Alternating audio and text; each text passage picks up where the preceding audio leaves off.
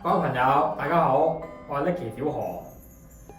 我想嚟問下你第一個問題先啦，就係你今朝出門口翻工嗰陣咧，有諗過如果今晚你唔翻唔到屋企，你家庭會變成點樣樣啊？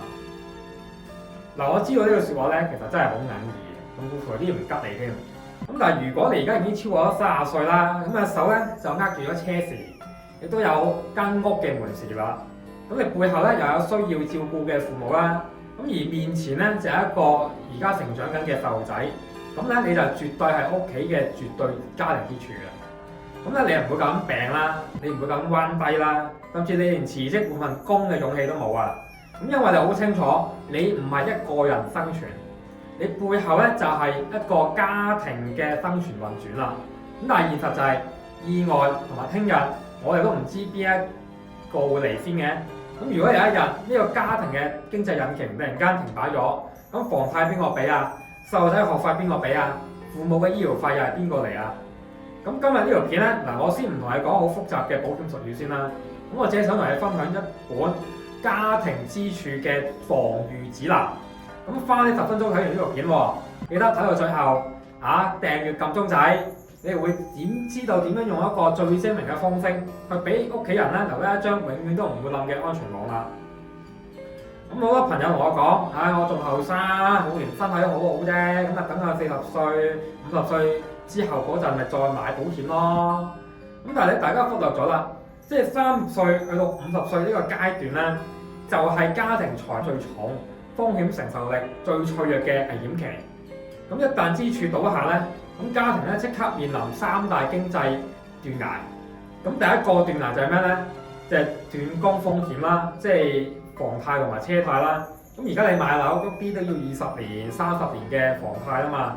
如果你突然間你唔喺度，銀行咧就唔會話因為你走咗突然間停收房貸嘅喎。如果你冇足夠嘅現金流，屋企人咧就可能又冇屋企人嘅同時又要面臨住間屋會被拍賣、流離失所嘅悲劇。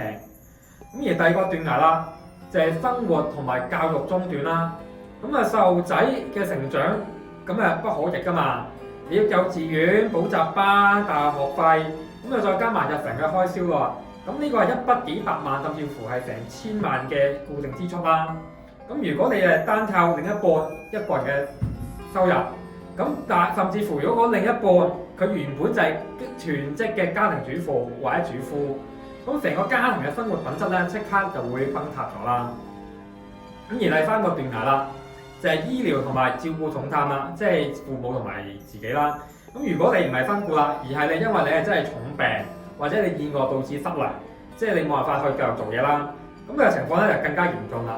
你唔單止冇咗收入來源啦，變成需要長期看護嘅開支費啦。呢個對一個普通家庭嚟講咧，無疑係雙重嘅打擊。所以咧，規劃人壽保險咧，從來唔係為咗你自己，而係為咗深深愛你啦，同埋依賴住你生活嘅人啊。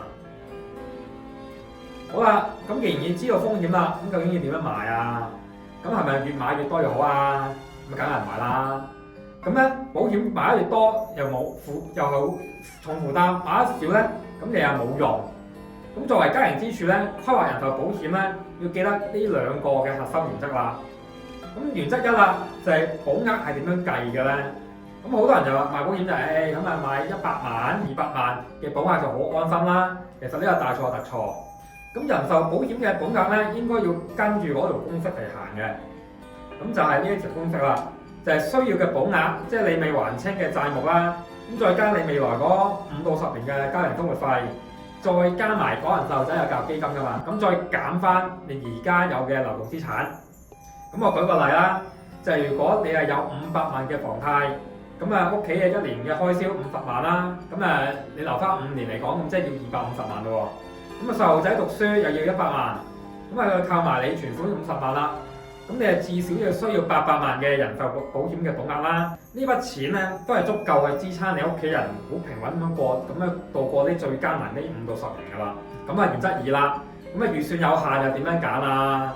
好多30幾歲嘅朋友預算有限啦，聽同行講推銷終身保壽險或者係儲蓄型嘅壽險啦，發現成年都要交成幾萬蚊嘅喎，負擔太重咧，佢就放棄咗啦。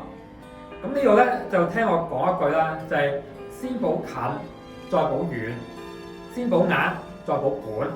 咁喺預算有限嘅情況之下咧，定期壽險係家庭支柱嘅救命神器啊！咁咧佢純粹保障特定嘅時期，即係比如話保障到你60歲退休，咁啊房貸就還清晒啦，咁啊個細路仔啊大個咗啦，咁因為佢係唔帶儲蓄嘅性質，咁啊所以咧佢保費就好平，而且可以用好細嘅代價，即係可能講緊每年要幾千蚊嘅啫，咁你換翻就幾百萬，甚至乎係成千萬嘅高額嘅保障啦，咁啊將槓桿拉到最大。咁呢個咧就係最高 CP 值嘅防禦打法啦。好啦，咁點解我話一定要盡早規劃啊？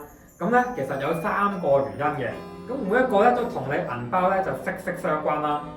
咁啊第一個啦，就係保費咧係會隨住你年齡咧就會遞增嘅。咁保險公司嘅精算師都唔係傻噶嘛，咁你年齡越大啦，咁你死亡同埋患病嘅風險就會越高，你保費咧就會越貴嘅喎。咁你30歲賣同40歲賣咧，同一個保額個保費可以爭1倍以上。咁而第二啦，就係身體狀況係最大嘅門檻啦。咁啊，保險唔係話你有錢就可以買得到噶嘛，而係需要你體檢要合格。